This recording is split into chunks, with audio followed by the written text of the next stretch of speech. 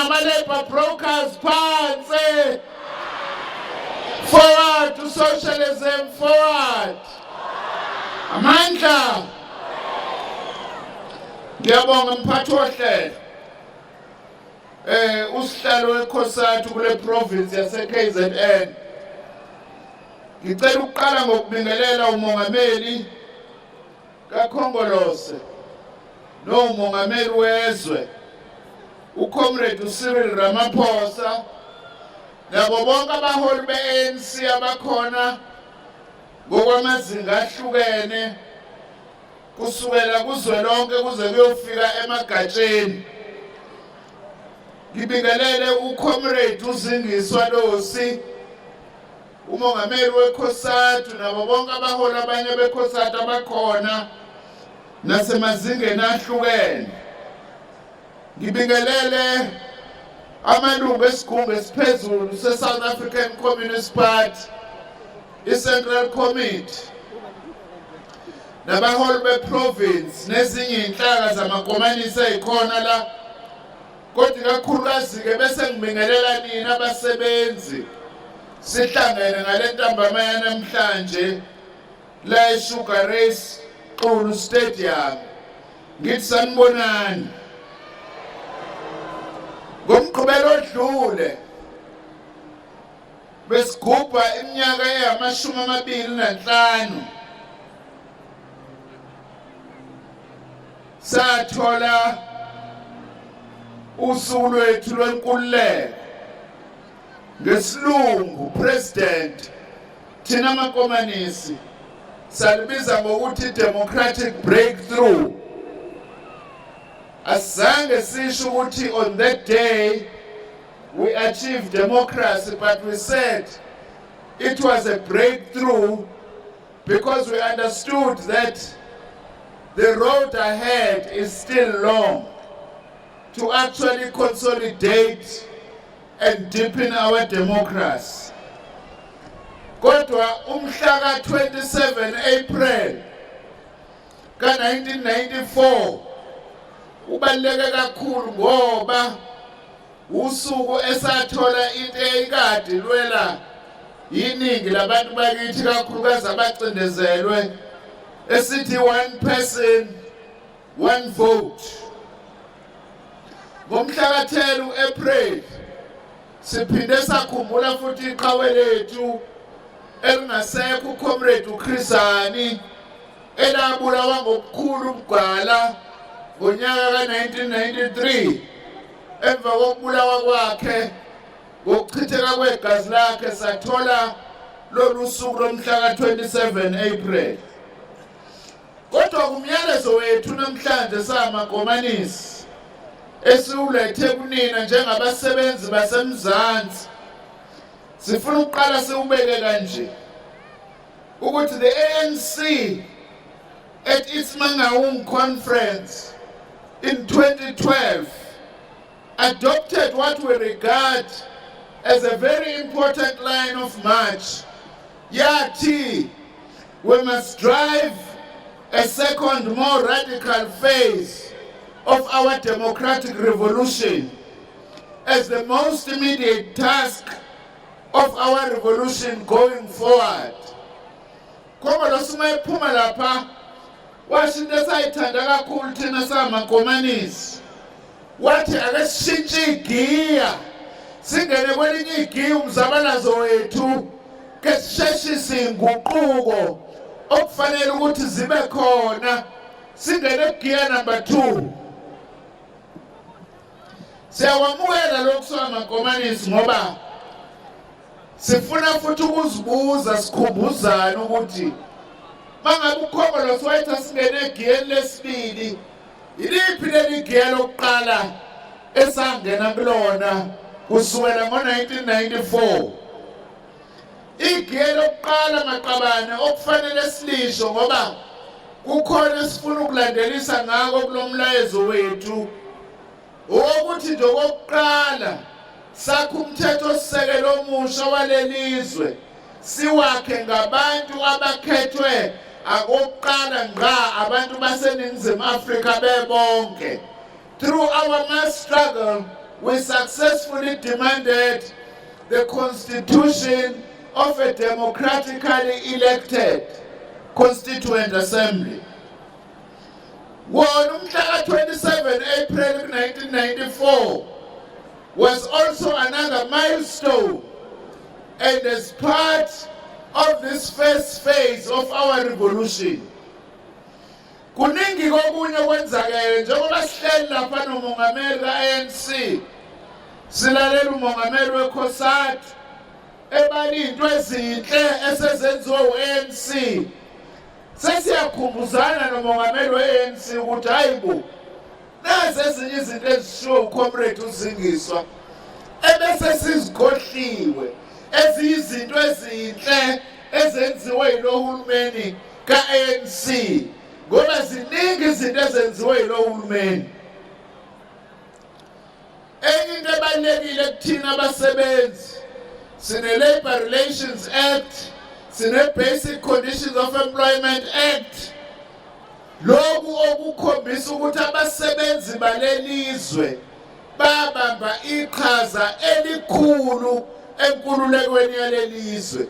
Ezinye zezinto lezi esizithole sisekuleli giya lokuqala engikhuluma ngalo. Saxhuma amanzi, siqhumela imiphakathi eminingi. Listen to this one. We connected 7 million households between 1994 and 2014 in 20 years. But uhulumeni wamadlakusha kusukela ngo-1894 kuya ku-1994 bafaka ugesi endlini eziwu-5 million kuphela, thina safaka ugesi endlini eziwu-7 million ngo-20 years abangakwazanga ukwenza ngeminyaka ewu-100 bona.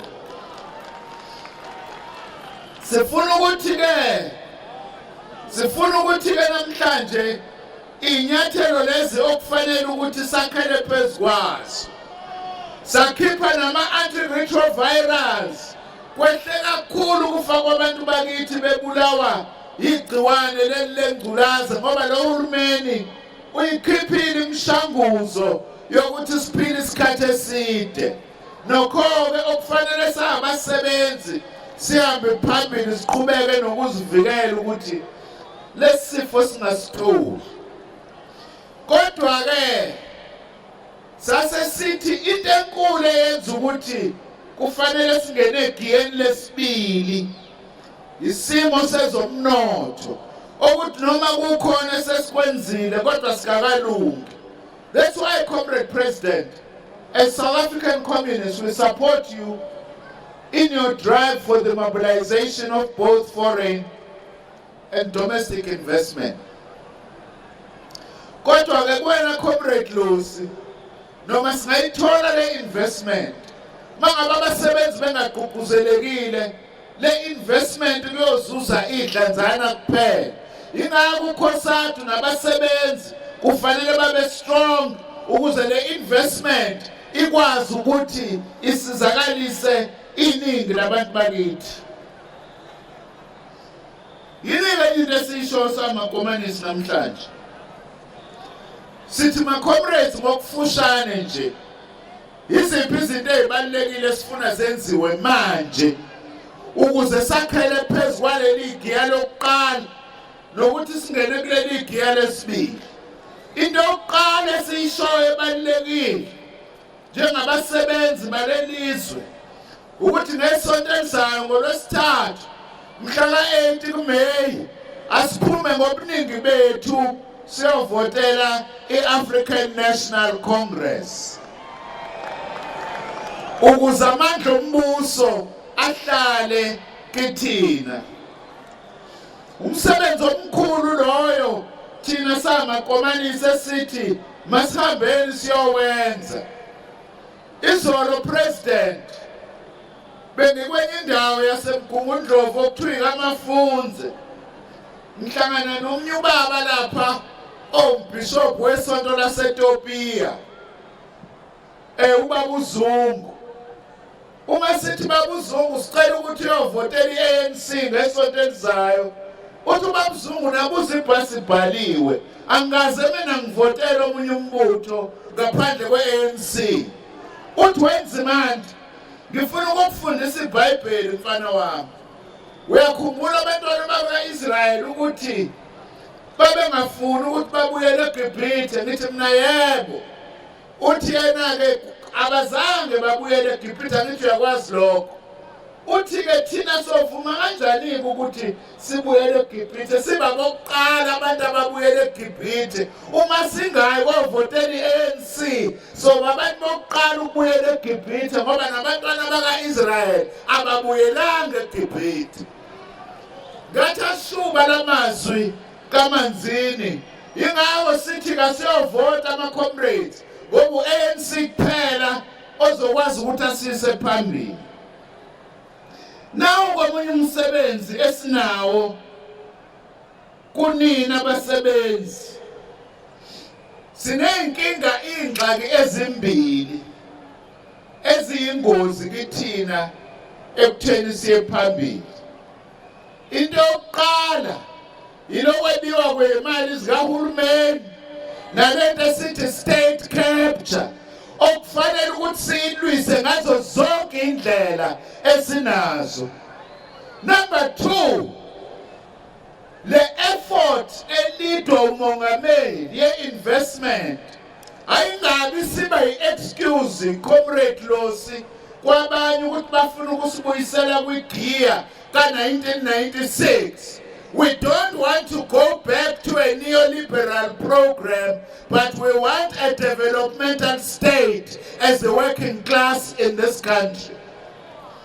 Ngifuna-ke ukuthi-ke Comrade Losi nawe Comrade Edwin no Comrade uMdlalose ke nginibuze nje umbuzo ukuthi webasebenzi balelizwe benilaphi, benenzani kwebiwa u-Eskom?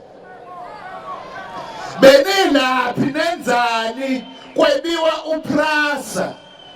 Benilaphi nenzani kwebiwa iTransnet, kwebiwa iDenel, kwebiwa imali zenu kwi-PIC, kuntshontshwa i-National Prosecuting Authority, kuntshontshwa ngisho ne-Revenue Service, basebenzi basemzansi, kwabiwa ne-Intelligence Services.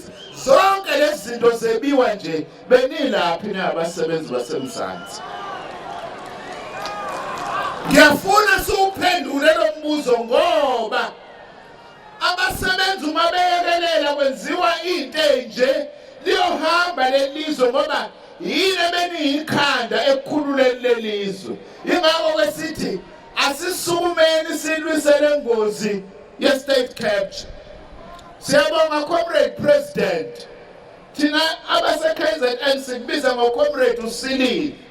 Kuthi Comrade Silile sizokusupporta kule makhomishani owakhombayo ukuthi awayovundulula konke ukungcola kuphume kunjengoba kunjalo, ukuze lelo nalelo senti likahulumeni lisebenzele ukwenza ngcono impilo zabantu bakithi.